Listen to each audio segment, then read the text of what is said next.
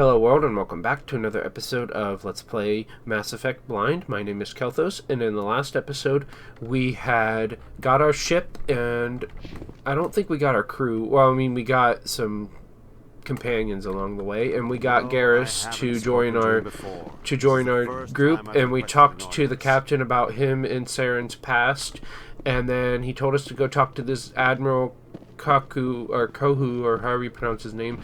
So we did that, and he sent us on a mission to find his missing recon team, because they know more about this Baines guy that we're trying to find out about. And then we got another mission from somebody else that's over here to find their team as well. So we're going to do both of those. So in this episode, we're going to continue on and get on the Normandy and leave here and see where we can go from there. So I'll meet you at the Normandy.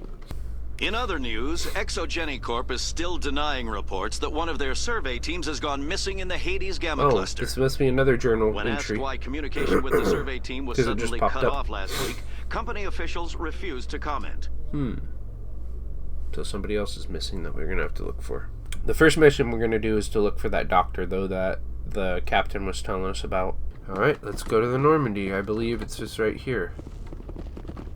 What is that? Normandy weapons. Inspect. Sure. Ooh, Codex. Where did I... Oh, right here. Combat hard suits use a dual-layer system to protect the wearer. A mass accelerator propels a solid metal slug using precisely controlled electromagnetic attraction and repulsion. The slug is designed to squash or shatter on impact, increasing the energy it transfers to the target. If this were not the case, it would simply punch a hole right through, doing minimal damage. That makes sense. Accelerator design was revolutionized by Element Zero. A slug lightened by a mass effect field can be accelerated to greater speeds, permitting projectile velocities that were previously unattainable. If accelerated to a high enough velocity, a simple paint chip can impact with the same destructive force as a nuclear weapon. Jesus, I didn't However, know that. Mass accelerators produce recoil equal to their impact energy. This is mitigated somewhat by the mass effect fields that rounds are suspended within. But weapon recoil is still the prime limiting factor on slug velocity. That makes sense. Huh, interesting. Alright, let's go on the Normandy finally and get out of here.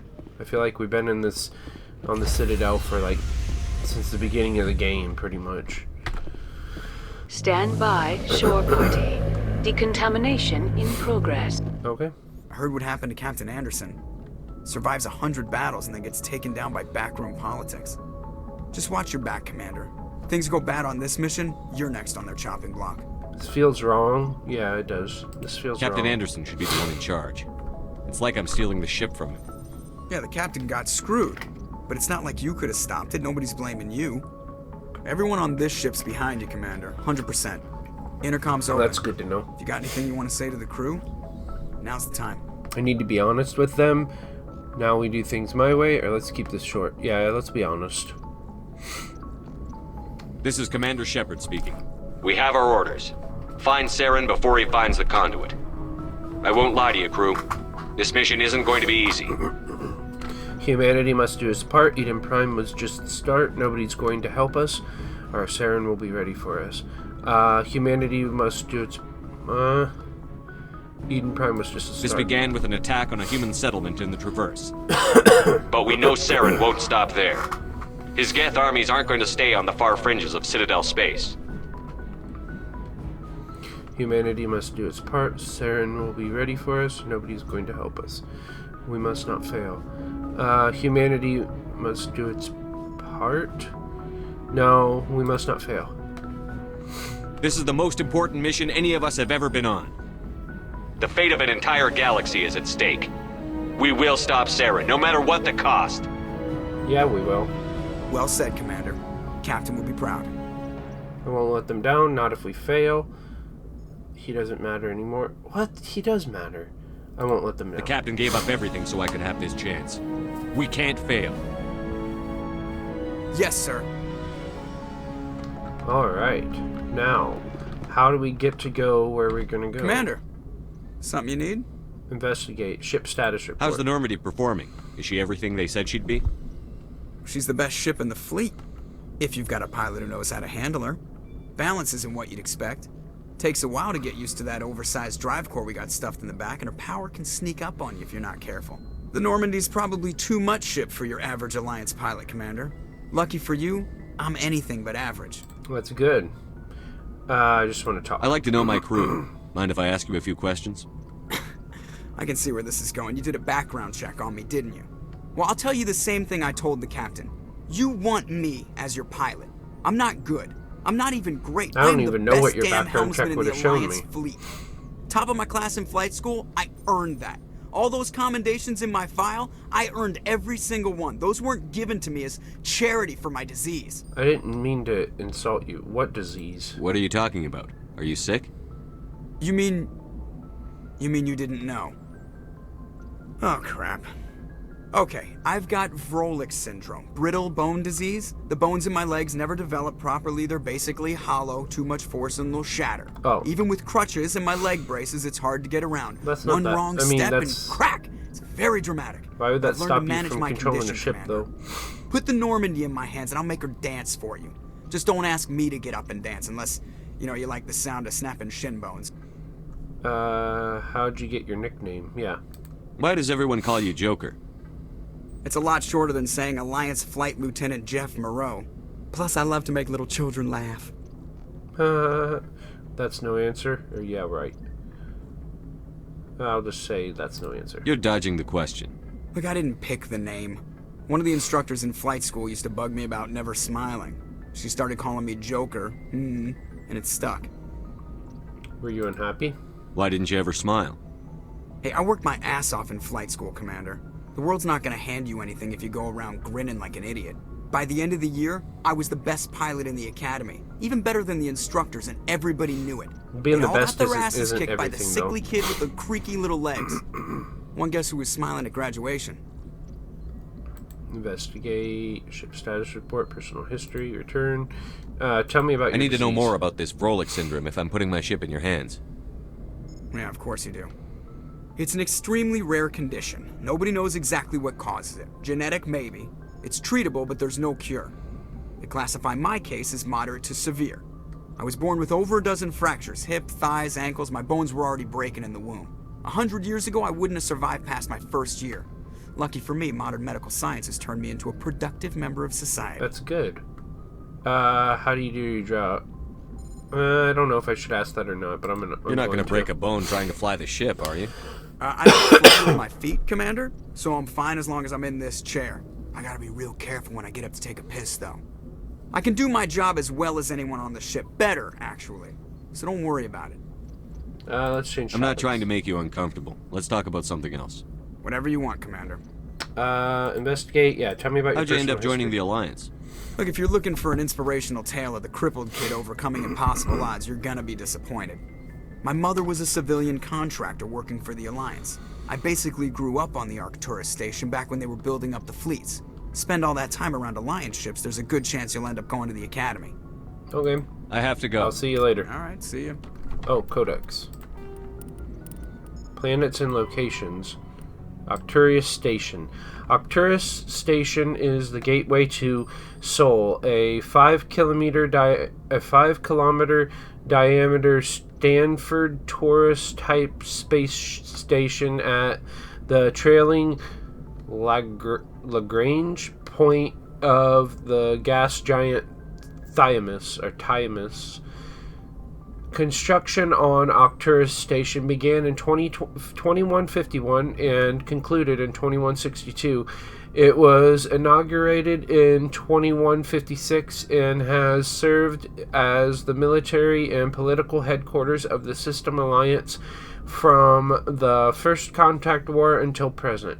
When humanity activated the Charon Mass Relay in 2149, it led to Arcturus, 36 light years from Sol, Earth's sun. Arcturus is the third brightest star seen from Earth. It is an ancient red giant from a generation born before Sol.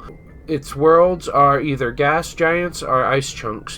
While some rocky debris exists, the metal continent the metal content is 25% lower than normal. To build Arcturus Station, metallic asteroids were towed through the mass relays to the construction sites.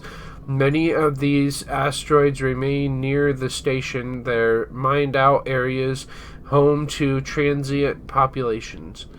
The expense of bringing construction materials into the system was acceptable due to its strategic value. With 3 primary mass relays in addition to the secondary one to Sol, Arcturus is a major communications and military choke point. The Alliance First Fleet is based in Arcturus, where it can guard the gates to Sol and react to incursions in the 3 connected clusters. The station also hosts the Systems Alliance Parliament and the Systems Alliance Military General Headquarters. Its permanent population is approximately 45,000. Arcturus is actually from the galactic halo, one of a cluster of 52 stars that are crashing through the disk of the galaxy. In a billion years, Arcturus will be sailing through the depths of extragalactic dark space. Okay, then. Sorry for stumbling through that, but I couldn't focus for some reason. The Normandy is a prototype starship developed by the Human Systems Alliance with the assistance of the Citadel Council. It is optimized for scouting and reconnaissance missions in unstable regions, using state-of-the-art stealth technology. For most ships, the heat generated through standard operations is easily detectable against the absolute zero background of space. The Normandy, however, is able to temporarily sink this heat within the hull. Combined with refrigeration of the exterior hull, the ship can travel undetected for hours, or drift passively for days of covert observation. This is not without risk. The stored heat must eventually be radiated, or it will build to levels capable of cooking the crew alive. Another component of the stealth system is the Normandy's revolutionary Tantalus drive, a massive twice the standard size. The Tantalus drive generates mass concentrations that the Normandy falls into, allowing it to move without the use of heat-emitting thrusters. Oh, I see. We have a super advanced ship, I see. Alright, now where do we need to go to get to the place we need to get to? We need to go to Artemis Tau. The Artemis Tau cluster. Okay. So, do we go here first? Let's talk to this dude. Maybe he'll explain it. Hey. Can I talk to you? Hello? I guess not.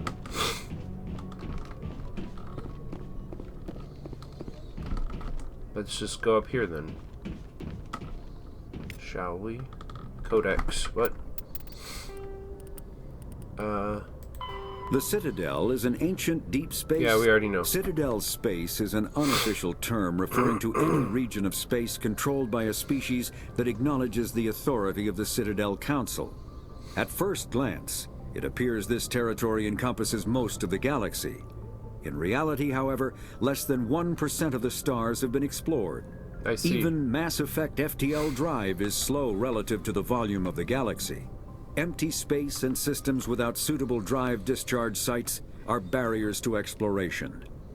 Only the mass relays allow ships to jump hundreds of light years in an instant, the key to expanding across an otherwise impassable galaxy. Yeah, but you gotta get there first to set them up, don't you? Whenever a new relay is activated, the destination system is rapidly developed.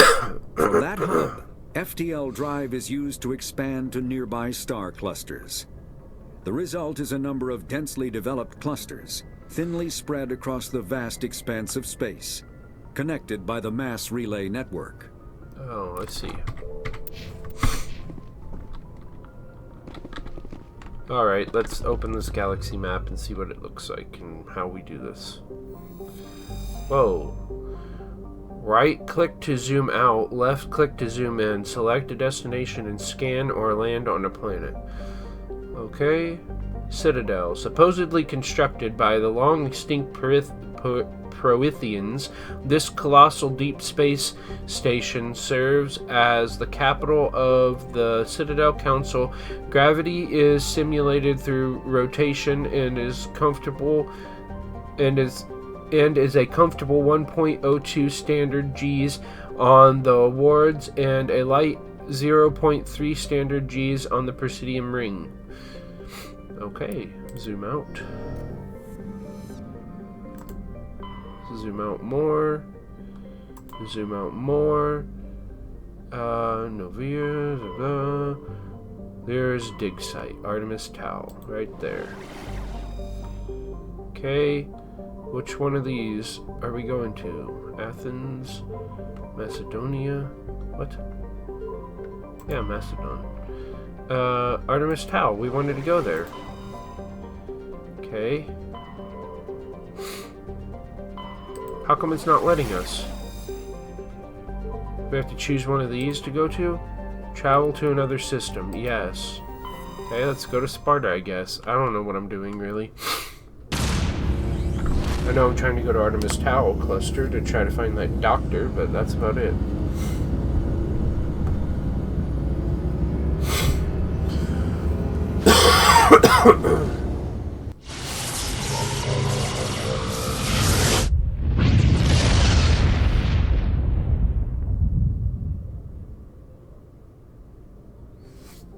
Okay.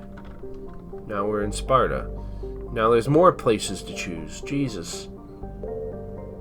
Placia, training. Atea? Sure, let's try this one. Atea. Atea is an unusually large terrestrial world with a trace atmosphere of methane and ammonia. The surface is frozen and mainly composed of sandstone and other sedimentary rocks with deposits of iron and chlorides. Judging by the sedimentary composition of the crust, it appears that Atea once possessed an atmosphere thick enough to support some form of liquid. What cataclysm stripped the atmosphere and left the planet to freeze is not currently known. Okay. How do I guess I can't land there. Okay, what about this one? Tremaner is a dwarf planet composed of light magnesium silicates with deposits of aluminum. Its surface is covered by wide swaths of ancient dark basaltic lava, possibly indicating the world was created through an impact with some other body in the system. Tremaner's magnetic field is non-existent. This makes it impossible for ships to drive charge from orbit. That said, Tremaner's minuscule gravity allows even cruiser-sized vessels to land safely for direct grounding. Zoom out. Okay, so how do I land on one Commander, of these? I'm picking up a signal from the planet's surface. It looks like an automated distress beacon. It scared me.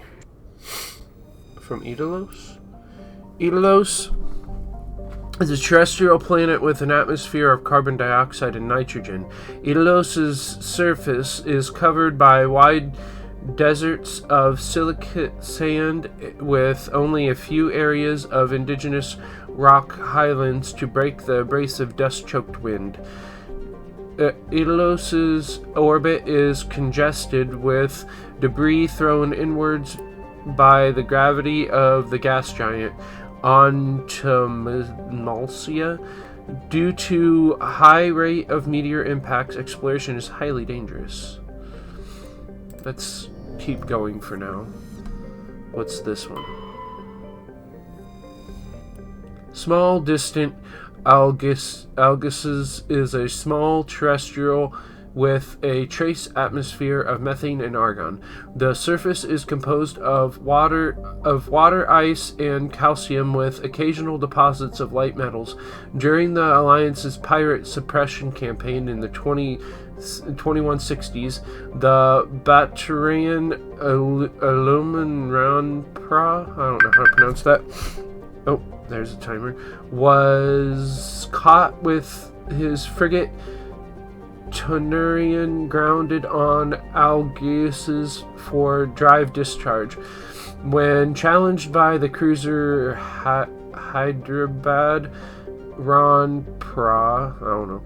refused to surrender. The Tonurian was destroyed attempting to take off. The debris is strewn across the southern hemisphere. Survey. I'm not going to survey that just yet because I don't know what that does. Antimalusia is a large hydrogen helium gas giant with traces of chlorine and sulfur in the atmosphere. Its massive gravity well tugs many asteroids from the outer belts inward, past the orbit of Altea and Ilos, and eventually settle into the inner belt. Antimalusia's orbit is congested with hundreds of captured moons. Most last only a few thousand years before being ejected, dragged down into the atmosphere, or ripped apart by tidal forces and added to the gas giant's immense rings. Attempting to navigate this chaotic environment is hazardous at best. Ships without military-grade kinetic barriers are likely to suffer catastrophic impacts. Okay, so did we do it now? Or did we survey each one? I think we did. Now, which was the one? Was it Idalos? That was the one we could land on? Yeah. Let's land there, and then we're going to cut the video. Or stop the video. And again, I'm going to choose these two because I haven't done anything with them yet. So, accept squad.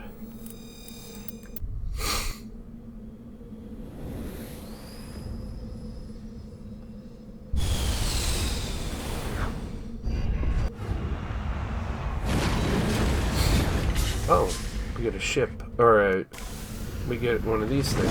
Awesome. Anyway, in the next episode, we will continue exploring this place and see what this vehicle has to offer us, and see if we can find this lady we're supposed to be finding. I want to thank you all for watching, and if you like what you see, I suggest you subscribe to my channel so you can see the new videos I post every single day. And if you really like the videos, I'd really like it if you could leave a thumbs up and a comment. That way I could have some interaction on my channel, know that people are actually watching and actually care. And if you want to know when I post my videos, exactly when I post them, the best way to do that is to turn on your notifications as well. Talk to y'all later. Bye-bye.